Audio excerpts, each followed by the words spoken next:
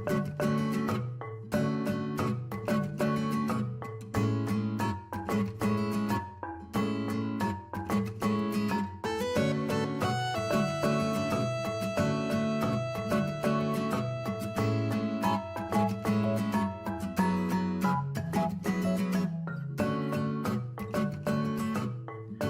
everyone, and welcome to One Control Port Podcast, episode 148. I'm Benjamin Yoder, here today, talk to you about video games, although I don't have a ton of updates on the in terms of games I'm playing. One thing I had played in the past, I don't recall if I mentioned it on the podcast before, but I started playing Alien Swarm with a friend. If you don't know, it's like I think it's a Valve game, actually, of all things. It's like a free-to-play top-down shooter kind of thing that's on Steam. So we played the first Alien Swarm.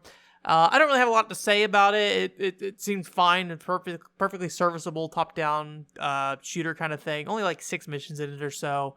And we played it with only 2 people, but it really feels like a game that's built for a full party of, I think it's 4 is the maximum number of players in that game. So yeah, it's just a kind of a, go through, shoot alien type things, do some objectives. You have different classes, different weapon types you can equip, things like that. I think it's pretty old at this point. I don't know what year it came out, but I get the feeling it's probably at least a decade old, if not older. But yeah, so I played through that. We beat that. So it's good and fun, I guess. It is one of those games that like I would never play it on my own probably, but if somebody else is like, hey, free and it's short and it's pretty accessible, it's like, sure, yeah, why not? So played through that. Still playing some Animal Crossing New Leaf, New Horizons. I have it written as New Leaf on my notes here, but that is not accurate. And I think I generally feel pretty much the same as I did last week in terms of, I generally like the beginning part of that game. I think it is a little limiting at the start of the game in terms of, there's a lot more gates and not being able to access particular pieces of content. I heard that the terraforming stuff, so the ability to go and, modify your village's land and things like that, come pretty late and actually have some pretty strict requirements to get to it. Whether or not it's actually really strict, I don't know at this point. But yeah, so there's this definitely this slow trickle out of features of that game, even features that, were kind of pitched as here you can do this now in this game, and it sounds like it's quite the ways off. But I do like the general flow of the game. Crafting slowly opening up new opportunities, new ways to explore your island. I did get a ladder early from my sister, so I can ladder around to the toppest part of my island now. I don't know if they hadn't really mentioned the ladder yet, so I don't know if I get one, if they just like basically skip over that tutorial, or if I literally just have not gotten to that part of the story, part of the progression. So basically, what happened last for me is I built my upgraded town hall. I've upgraded my house twice now at this point. I'm not sure what the next big step is, honestly. Isabel joined my town this morning. I didn't actually play much this morning, just basically logged in, did some turnip stuff, things like that. But things are starting to normalize to some degree. I haven't really used the Nook Miles that much. I'm buying the things that make sense in terms of like, if they give me the option to buy a new feature, like an expanded inventory, new hairstyles and things like that. But I haven't really gone out on different islands very often. It seems like going out in the night is a big part in making a lot of money in that game if you want to go and make money off the island. But I just haven't really gotten around to doing that. I've been pretty busy with the stuff on my island for the first hour and a half of playing that game, and when I'm done, or hour and a half per day essentially, and when I'm done with that stuff, I usually want to move on to playing something else. Animal Crossing is probably, I think the sweet spot for me for the Animal Crossing is about an hour. And I do want to make sure that if I do get to the point where I'm starting to repeat the same things every day, but not enjoying it so much, to make sure that I feel okay letting resources go to waste, not, hunting fossils every day, not getting every money rock every day. I think it's more important that I'm enjoying myself versus being like optimal in that game. Because if I sit there and focus on being optimal, I'll burn myself out for sure. I think that's part of the reason why I quit Final Fantasy 14 was because I basically logged in every day and did roulettes and Beastman quests, and that took up all the time I set aside for Final Fantasy 14 when I was initially playing that game, and I got really bored by that grind. Admittedly, I was like up to date on content and stuff, so it wasn't like there wasn't like a lot of incentive to do other things at that point, other than like some extreme primal fights and things like that. So I think that's just one thing I need to make sure I keep in mind, is that if I'm burning out on that daily update or a daily grind of tasks that I've set aside for myself, I need to make sure I switch up my priorities in that game. But otherwise, just spending some time on it. I've done a lot of online stuff with my family and Anthony as well. There's not a lot to do online. It's pretty much the same thing as all the other Animal Crossings. You just kind of show up, show each other your islands, buy some stuff from their store if you want. Trade or sell like cherries at their store, something like that. Like, my default fruit is cherry, so you can go sell it on other islands for a higher price and things like that. So there's benefits to doing it, but there's just not a lot mechanically to do together. So like, other than just kind of sharing your island with other people, it doesn't really do a lot. I wonder if they'll ever get to the point, I doubt, just because of how island, town focused that game has become. I doubt they'll ever let you live on an island with other players online. Like, have a centralized server where a village exists and then multiple people live within that village. I think that would be a cool idea to do that, or at least a nice change of pace. But the thing is that I feel like all the improvements between, at least between New Leaf and New Horizons, is about giving you more control of your island.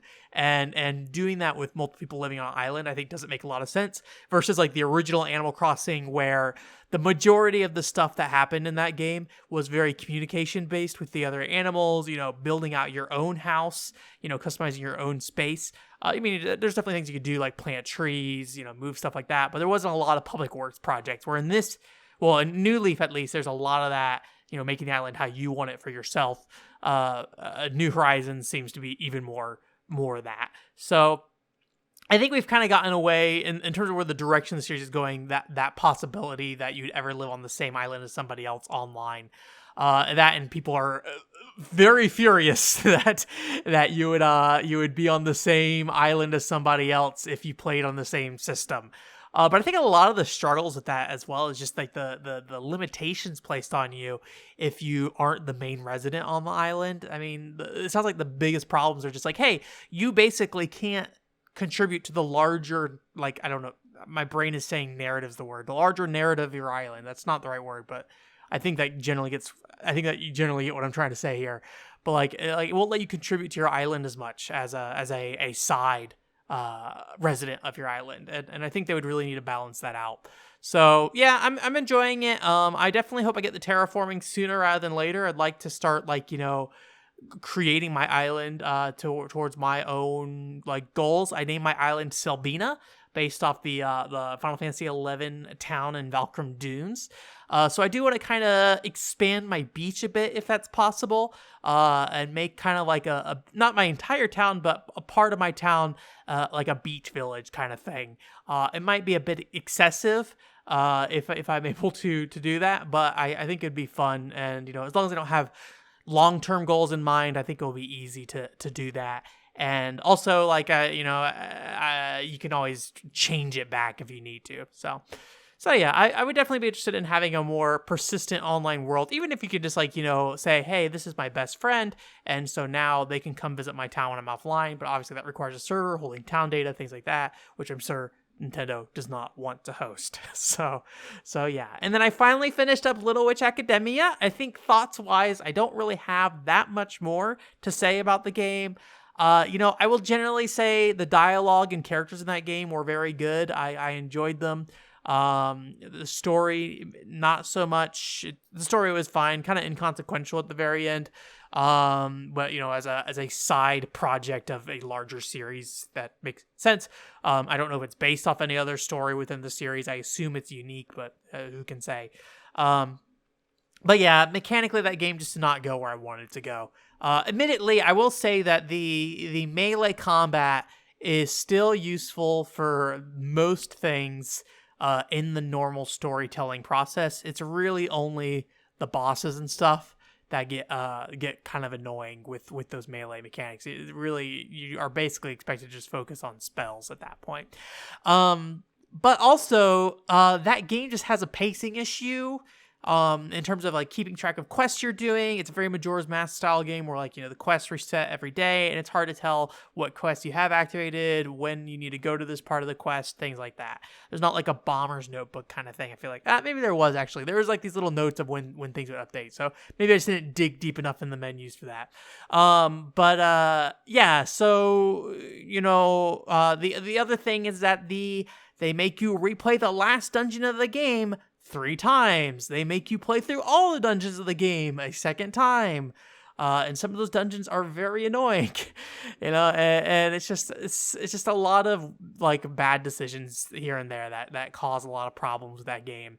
Again, I think if you are probably a fan of Little Witch Academia, it's worth playing it, going around doing the side quest content, things like that. Burn through the story as fast as you can, because that opens up additional side quest content. Because sometimes you can start a side quest, but because you're not far enough in the story, they won't let you actually finish it. So if you do decide to do that, I'd recommend just burning through the story and then doing the side quest content after that. And just focus on that content, because I feel like the gameplay itself is just not where that game excels in any way, shape, or form. Glad I played it still, enjoyed it overall, but it definitely started to wear on me towards the end there. In terms of news this week, we have a little splatter of things here and there. I think a good chunk of these I don't have a lot to say about. One thing I did want to follow up on, though, Jet Girls. If you didn't know, that came out in January in Japan. And I kind of was like, hey, one thing I mentioned on podcast before, how long the gap was between Peach Beach Splash coming out in Japan and when it came out in the US. And it looked like the gap for that was about 6 months. I don't know when Peach Beach Splash was announced for a US release, or if there's any kind of hints that came up ahead of time. I know like Onichambara Origins had like English trophies pop up a few months ago as well. So there's no announced release date yet, but we're not at that 6 months mark yet. The other thing to note is that Jet Girls actually is getting an Asia released. I think it comes out on April 12th or something like that, so fairly soon. But the Asia release, as far as I can tell, only has Chinese subs at this point. So it's not like one of those Asia releases that have English in it, based off the Play Asia page, at least when I looked at it.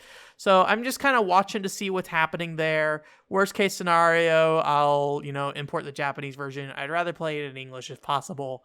But we'll see how things develop. If you don't know what the relationship is between Peach Beach Splash and Jet Girls, it's the same developers, Honey Parade Games, which has worked on Peach Beach Splash before, and Jet Girls has Senator Kagura characters in it as well. Senator Kagura, Peach Beach Splash, that's the full name of that game. I don't think I said that earlier, but yeah. So looks like there's still a little time left until things are looking like they're taking a bit longer than they did last time. But also, Jet Girls is a new IP, where Senator Kagura is like an established one. I generally feel like those kind of games are getting localized these days, but who can say? I'll keep an eye on it. I will definitely play it at some point, though, even if I have to import it.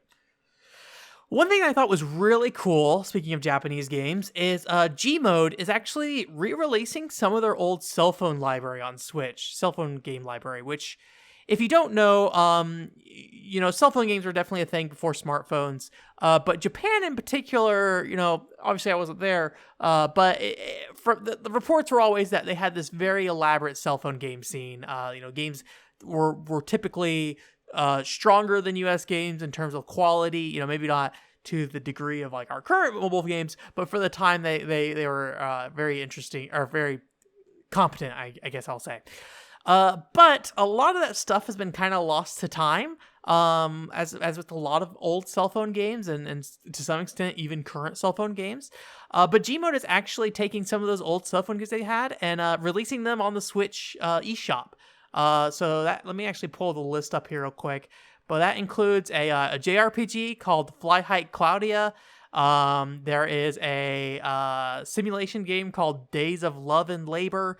A cafe game called Kuruden Cafe, which actually has the artist for Poppin' Music doing the art for that, or I believe so. It looks very, very similar to that. And there's also Beach Volley Girl Shizuku, which is like a volleyball game with some anime girls.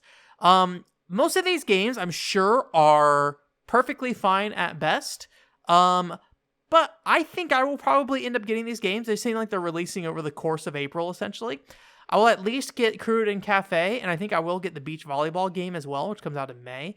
Maybe Days of Love and Labor too.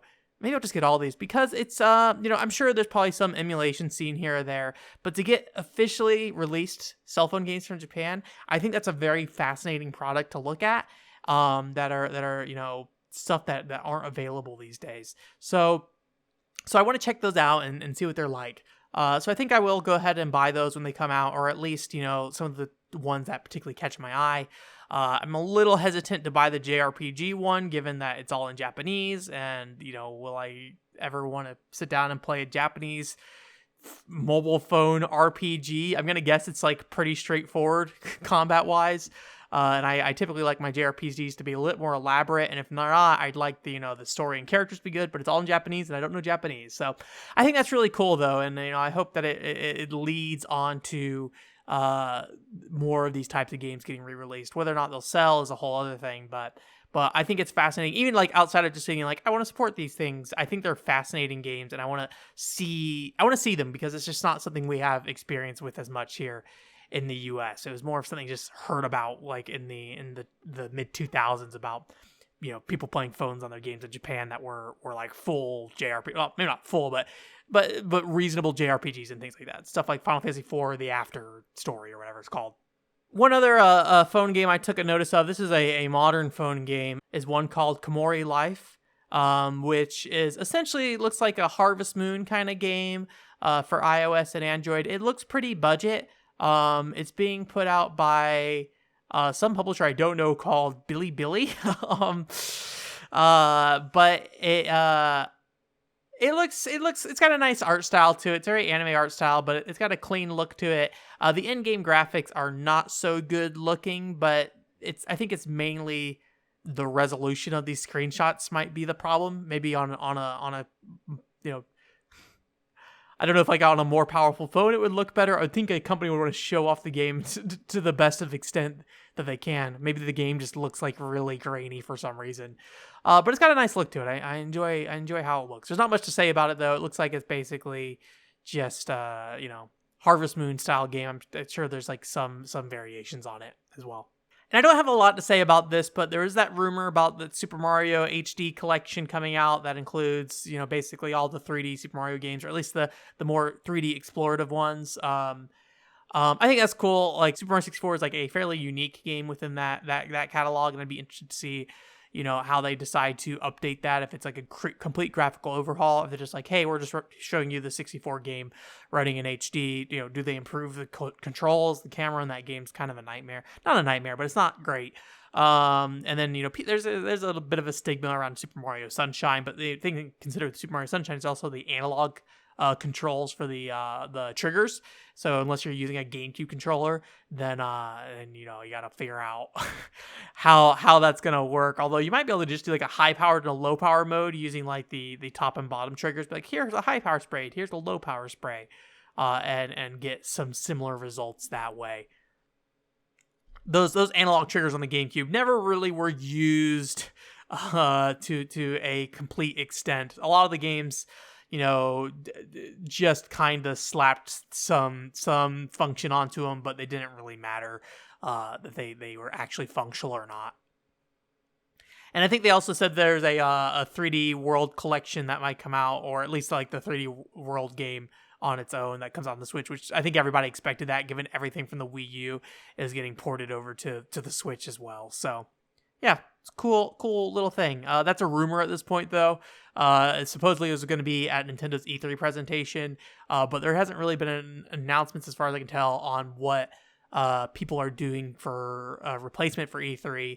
I assume Nintendo's just going to do a Nintendo Direct, how they typically would, but will it happen on a similar time frame as they did during E3, or will they save it for later, things like that? They had that E3 mini, or not E3, Nintendo Direct mini like 2 weeks ago now, so how long until we get a full Nintendo Direct? Who can say? OneControllerPort.com is the website. Tomorrow, the Atoka Doll video will be going up. So on Tuesday at 9 a.m. Pacific time, you can go to my website to see that, or go to the YouTube channel. Like I said last week, I feel pretty good about this video, so I really hope you enjoy it. I try to kind of explain what a Tokodal is, what makes it different from Aikatsu and Prepara, and then also talk about kind of the general, I think, strengths of that game as well. There are definitely some weaknesses of it too, but like I think it does a lot of interesting things within an interesting space. It's maybe a bit more deeper than you'd expect it to be in terms of strategies as well, and it kind of uses the arcade experience to its advantage, I feel like, or some limitations of the arcade experience to its advantage. Also today, as I'm recording this, I went ahead and recorded a pickups video. So the pickups video, I know the last pickups video said I'll come back with the video from my stuff from Japan, but as I mentioned in the podcast, when I came back from Japan, I bought way too much stuff, and doing a pickups video of my Japan goods would be a nightmare. So I did those streams to kind of replace that to some extent. I don't know if we'll do some more stuff. I have like a whole set of Switch games I bought that I have not done anything with yet, basically. So we'll see. Maybe we'll do some more follow-ups on that stuff that I haven't really spent some time with. But yeah, so I have a pickups video. Basically, I have a couple things I bought before I left Japan, or before I left for Japan, and a couple things I've bought since I've gotten back. Generally, I've been trying not to spend as much money lately on games. So it is a smaller collections of gets, but it is still pretty significant. A good amount of variety of games, Nintendo 3DS games, Wii games, PS3 games, PS4 games, things like that. Switch games as well. So you can look out for that probably next week. Probably next week for that one. And then finally, I also recorded a podcast with Keith Shizuo, who, if you don't know, is like a YouTube game reviewer, also does some musical parodies of game reviews. But what caught my eye was he did gaming pickup videos, and I thought his approach to his gaming pickups were interesting, because it's a very I'd say his tastes are somewhat in line with mine. And he also has a very budget-focused conscious on buying games, and he also resells games at a higher value to kind of feed that collection as he goes forward, rather than me just buying games and hoarding them. So I thought that would be an interesting topic. So it's a pretty lengthy episode. I haven't started editing it yet, but you can expect that one by early May. Otherwise, though, per usual, podcast goes up at 9 a.m. Pacific time every Monday. And then also, we're still playing Left Alive every Thursday at 7 a.m. PST. So I'm working on that. I think what we're probably going to play after Left Alive, we're going to play through the entirety of Lady Cop. I don't remember the Japanese name of it, but it's a PCFX puzzle maze game kind of thing, where you kind of walk around, try to avoid these lady cops chasing after you as you like loot buildings and things like that. I actually played a little bit of it during the PCFX Miss stream I did like 2 years ago. So if you take a look at that, you can probably see if it's something you're interested in. Otherwise, once I start streaming it, I'll definitely let you guys know over here, and then we'll go from there. Otherwise, I hope you have a great week, and that's it. Bye.